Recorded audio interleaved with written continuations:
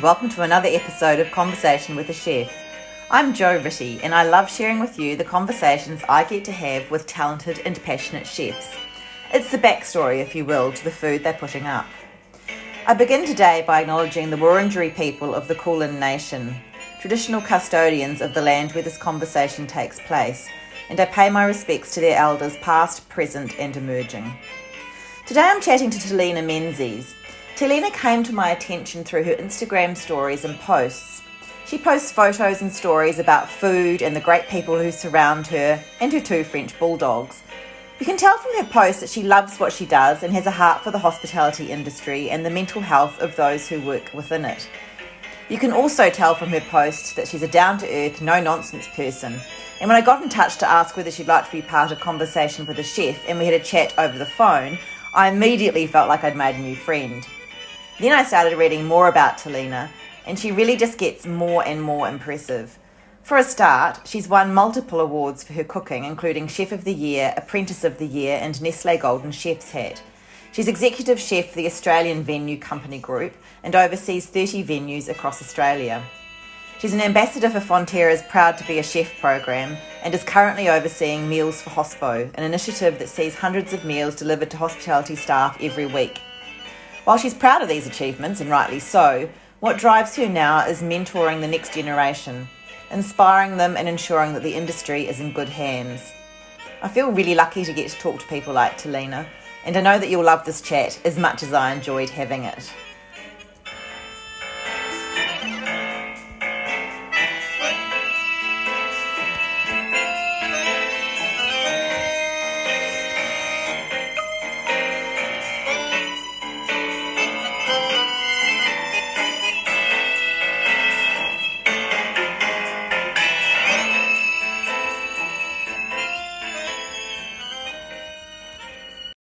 Hi Telina, lovely to meet you. Seeing the huge production out there, thank you for taking the time to talk to me today. That's okay. And I feel like you sent me your bio and I read it, but I still have lots of questions. It just seems to me like you are so busy and have got so many things that you do. And I know we talked about, do you think about food 24/7, but I feel like, do you even sleep? Because I do, and I actually dream about food, and then sometimes I wake up at 2 a.m. thinking about, I've got this great idea for something, and then I find it hard to get back to sleep. Because you're an executive chef, and I think for some people that might mean, that they just look over 2 or 3 restaurants, but you can you 30. Yeah. I think, yeah. So I can't even really get my head around that. So can you just maybe explain what that means to be an executive chef over 30 venues? Yeah, I still find it hard to figure it out some days. I get a bit spin in circles, but I oversee and support our head chefs. So I'm basically there for support. So hire the right people, support them to mentor their teams, make sure the food is the good quality, help them with their financials, and sort of give them the support, make sure they've got the right tools, make sure the culture's right in the kitchen is a big one for me, working alongside them, making sure that we're all doing what we need to do. Yeah, so that's the Australian Venue Company. Yeah, so I do 17, I think, in Melbourne. It's hard to keep track because I take on new ones all the time. So 17 in Melbourne. We've got 5 out in regional New South Wales and regional Victoria, with another one coming on board soon, which is super exciting. We even had a new one in the snow, but unfortunately snow season was a bit of a fizzer.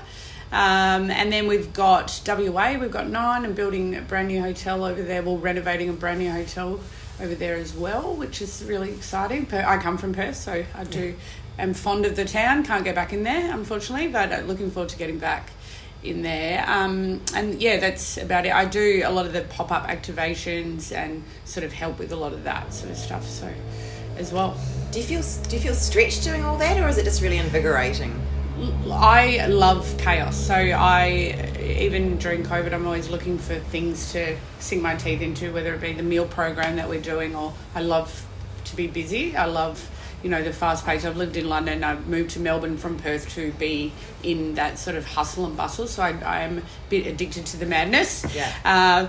But yeah, look, I've actually, with our structure, I've got senior head chefs. So I've got a lot of support, a lot of great staff. So it's all about delegation, which took me a long time to learn. But the more I've learned that, the better my life has got. Yeah. So you mentioned the meals. So that's meals for hospo. And so how did that come about? Well, the first big lockdown, which we were, in March when we sort of locked doors, and we had the major, we sort of were moving stock, and we thought, we'll cook for all the staff. It's a bit unprecedented times and we don't really know what's going on. And then we had the major lockdown, so the big 4-month one that everyone remembers. I actually got goosebumps right now even just saying that. Yeah.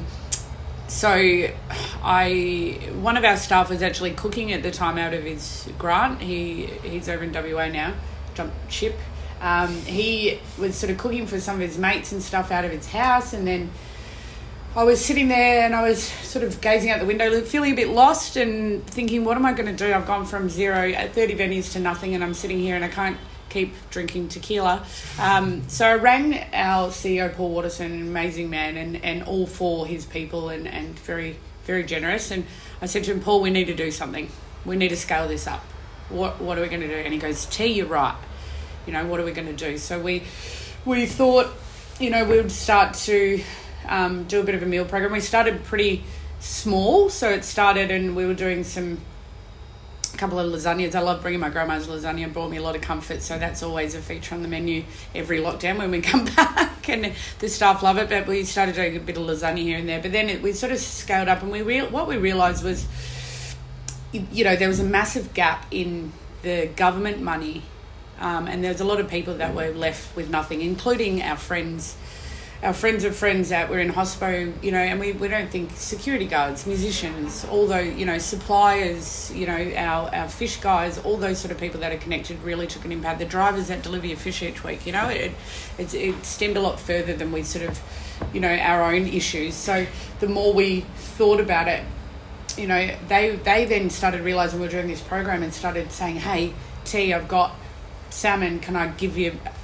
salmon, and they were trying to move stock because obviously they got stuff in their freezers they need to move, and all our suppliers were just so generous and they just wanted to help. And as we started to get more food, and I was like, maybe we should go from 3 meals to 4. We ended up giving 7 meals a week, and it was really important for us for at least one hot meal or cold meal, 1 meal a week, to then you don't have to think about it, and just to take that pressure off financially.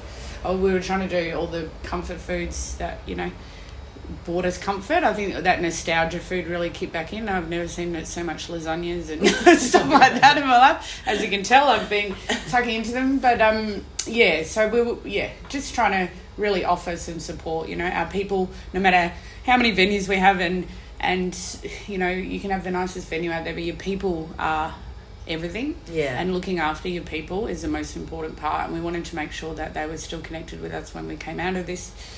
And we're still working on that now. I mean, this other lockdown, the hardest part of a 5-day snap lockdown is the first 2 weeks, and now we're in it for 7 or 8 weeks. So, the biggest part for us now, we're very lucky to be looked after financially from the government. But, it's more of a connecting our people and having that engagement at the moment, and getting the staff to be able to come back in and get off the couch and move their legs and stimulate their mind. We really want to make sure that we're looking after them, and that when we do open, which we can't wait, is coming very soon, that we are all not only physically fit, but mentally our heads in the game, and we're ready for it, because it's going to come, and it's going to come really hard and fast, so we need to be prepared. So that's really important for us, that we're connected with our people, we're giving them project work to do, we're getting them ready, and letting them know that we're still here and we want them here with us to take on Christmas and beyond. And mental health is a really big thing for you. Yep. I saw in your bio. And what does that mean in hospo? Because I know that often hospitality and chefs have had I don't want to say a bad rap, but they've had, there's been things about mental health and drug problems and sure. and all the long hours. So what does it mean for you?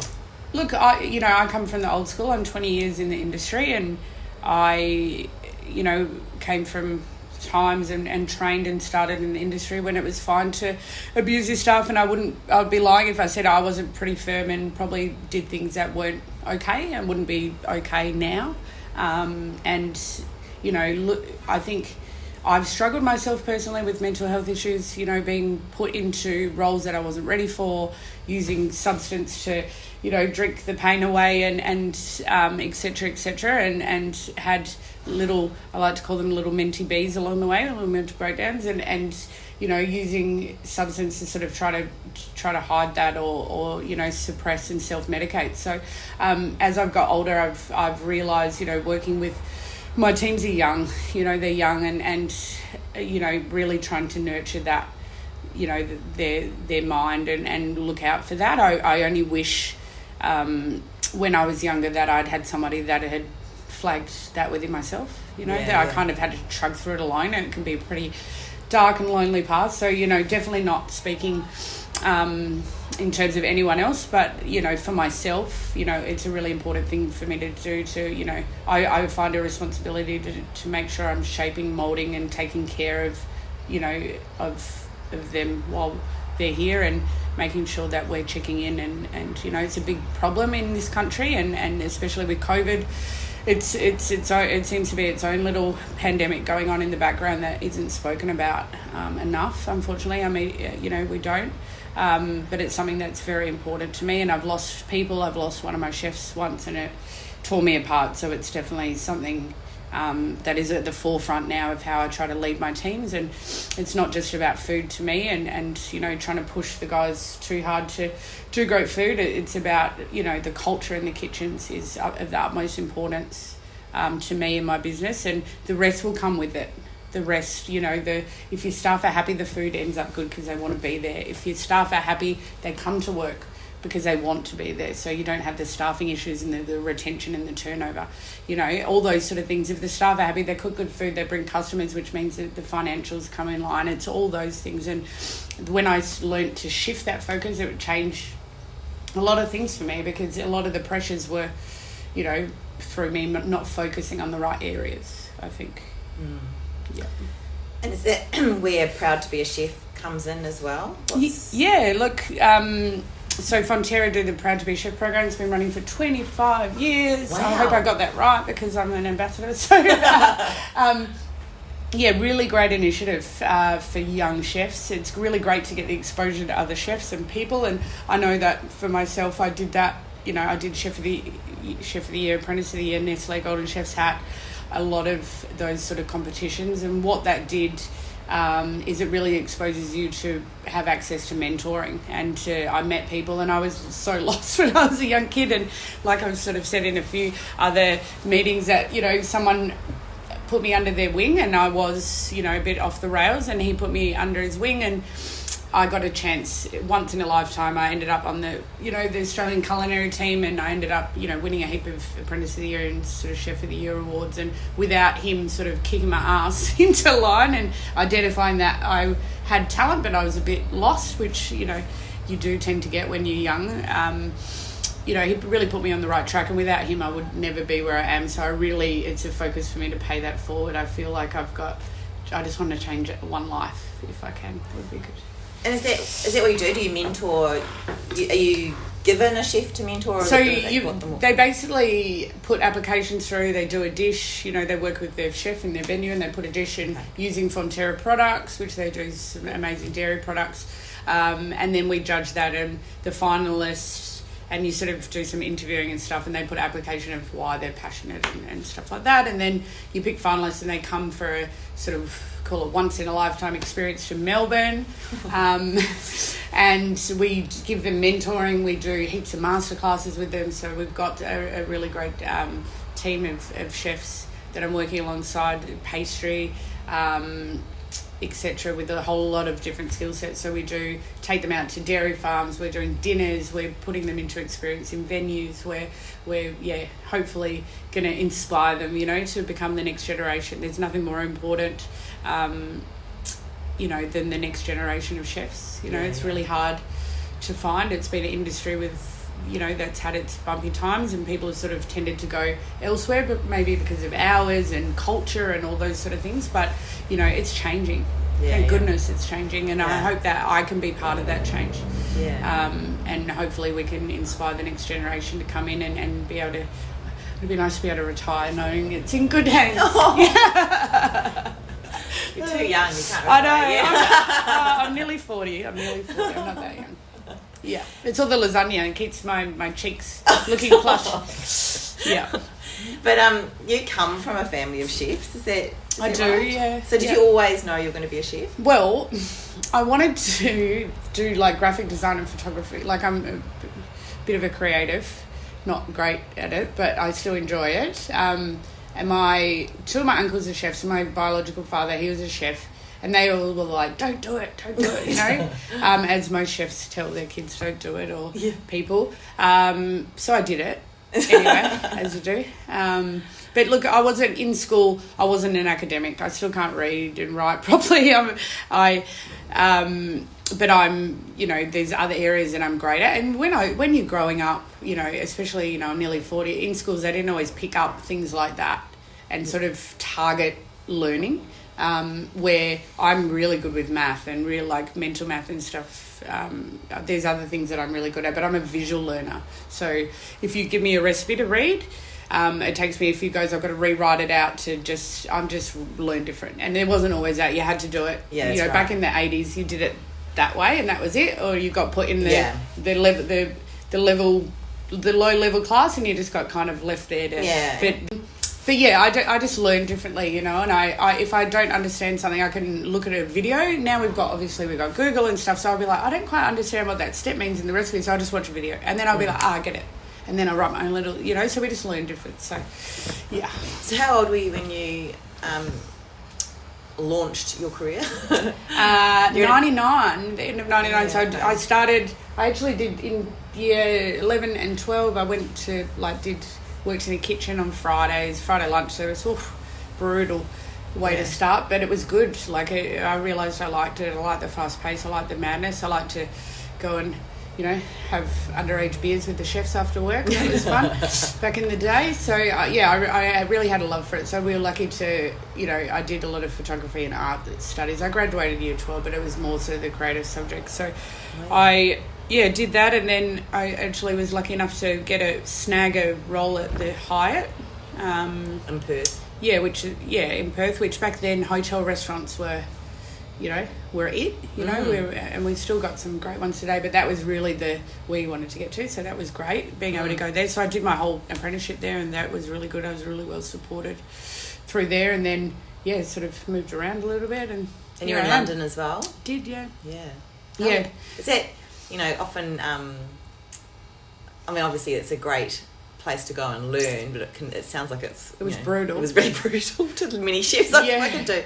It was brutal, coming from Perth, such a small you went isolated straight town to London. Yeah, and like I said, I love the chaos, but I think as a female, I can't wait till one day that we're all just chefs. That'd be nice, wouldn't it? And we're all just chefs. It's not like, this female chef or this, but just being female in a male dominated industry. And it was, I thought when I was younger that it was brutal in the kitchens, but it was pretty cutthroat. It was pretty hot. Some of the behaviour was just actually pretty disgusting, and the masculinity and the bullshit that comes with it, but and also what I was quite upset with is I kind of, and I still sort of, there's a lot of regret there today, is I kind of, if you can't beat him, join him a little bit, and I kind of sort of bought into it and kind of went along with it, but a part of it was trying to protect myself.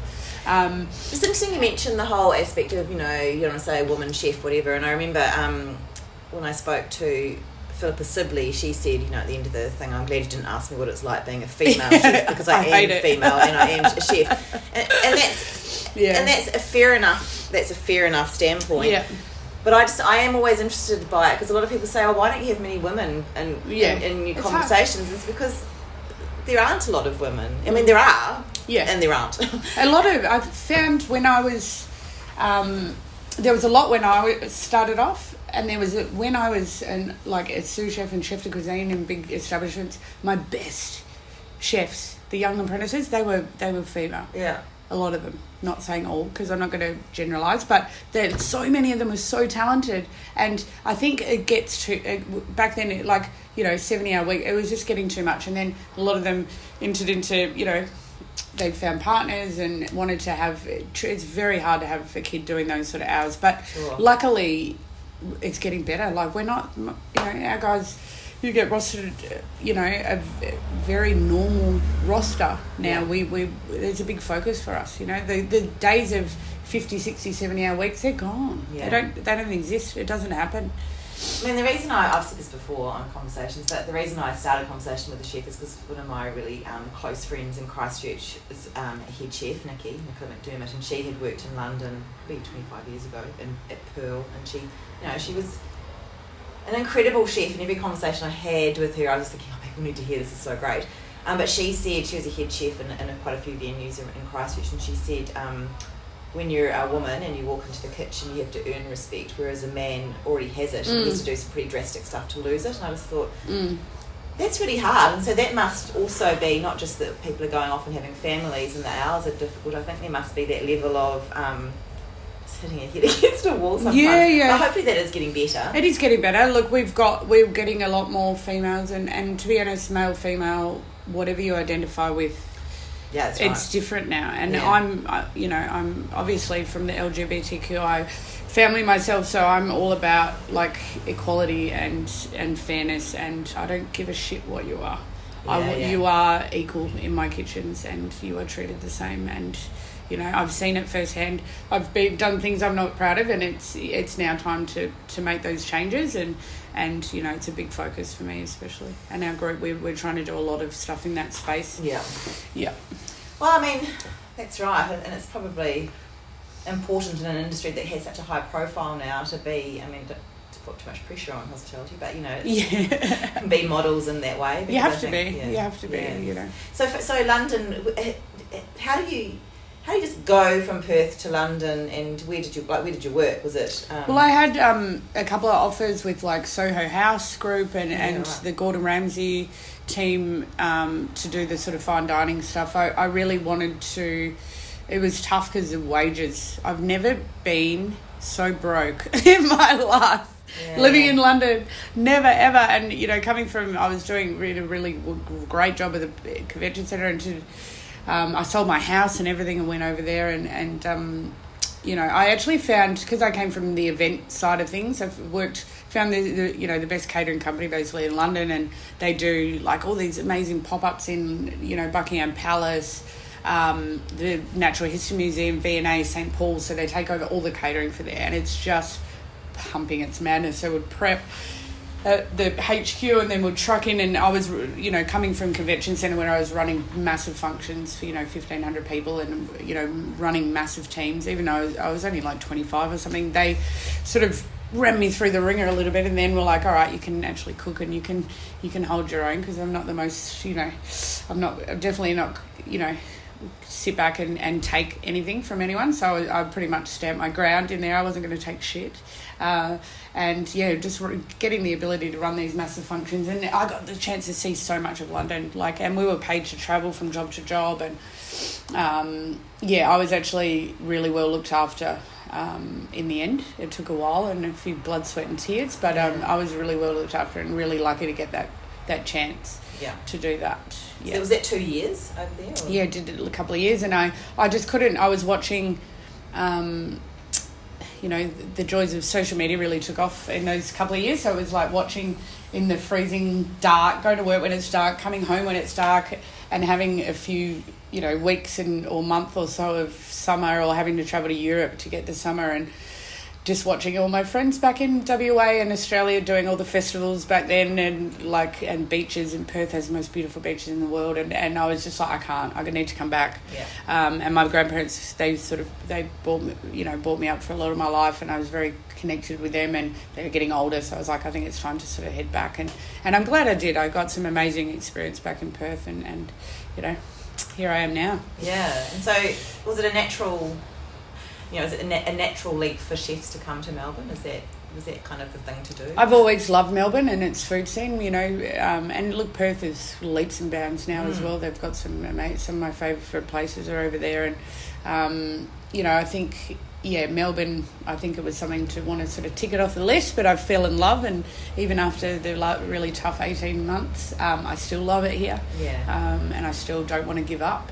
I actually got the opportunity to transfer my good friend and boss at the time. I was the exec chef in Perth, and she was running the company, and she decided to move on to another group, and I was lucky enough to get asked if I wanted the group executive chef role, and I almost jumped on a plane that same day to get over here. So I wasn't going to turn down that opportunity. And then that group I did a few years, and then we actually sold to my current group, so sort of continual employment as such. So yeah. So are you, so you're overseeing like a million places and doing a million things. Are you still on the pans? Not as much as I'd like to be. Yeah. So I cook a lot at home. Well, I was going to ask you that because I've seen that on Instagram. I do. I cook a lot at home. And the reason why is because I actually love I love food. I love cooking. It's not a job for me. And because I do a lot of meetings, and my life at the moment is Zoom, which we're lucky to have that technology, because it's hard to run businesses across the other side of the country, and you need to do that face-to-face. It's still not the same, but it helps. I actually cook a lot at home because it relaxes me. And especially after, like, people say, I can't believe you go home and cook, and it's like, I actually wind down, and it's my comfort, it's my safe space.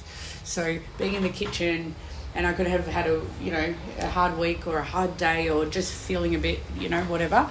It actually is it's almost like people go for a run, or people play Xbox or whatever. That's my space. And that's where I feel comfortable, and that's what relaxes me. And I imagine you've got such a repertoire now of, like, so many hundreds of thousands of meals. How do you decide what to cook? I know. Because I can't decide. I'm not a chef. You've got this whole library in your head. My beautiful partner Brie and I have this thing, and it gets quite frustrating. It's like, what do you want? I don't know. What do you want? Do you want this? Nah.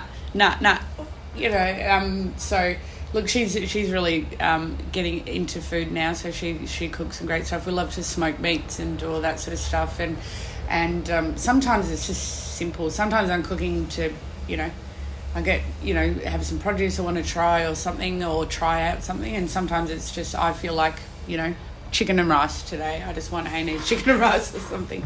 Yeah. But, yeah. And you're saying that you're inspired by like your grandma's lasagna and so on. And that's the only thing she cooked well, by the way. That and pavlova. Yeah, my mum is similar. But, spaghetti bolognese, but definitely pavlova. But you're not really so you wouldn't be a cookbook reader. Where are you on, like, where are you getting your inspiration? I guess Instagram.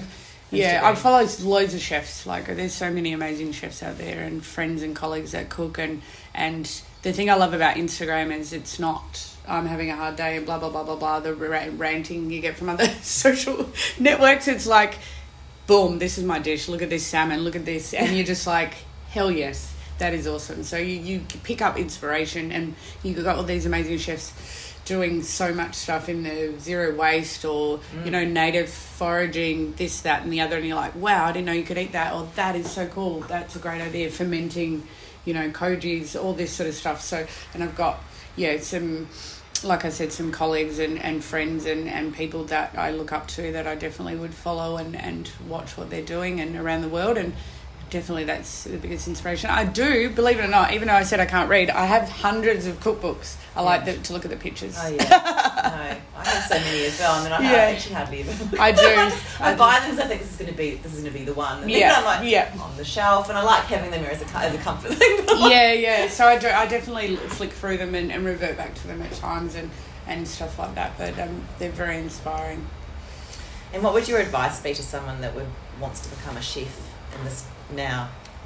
Do it. Like, if when you love your job, it's like never working a day in your life, but just make sure that you're in the right space, and always try and, in the right place, and you choose the right employer, and you make sure that you're sort of self-checking with yourself. Am I learning? Am I in somewhere that's culturally good for me? Am I being able to move forward? And don't get stagnant. Don't be afraid to move, to learn. Thank you. You're welcome. Thanks so much. You're welcome.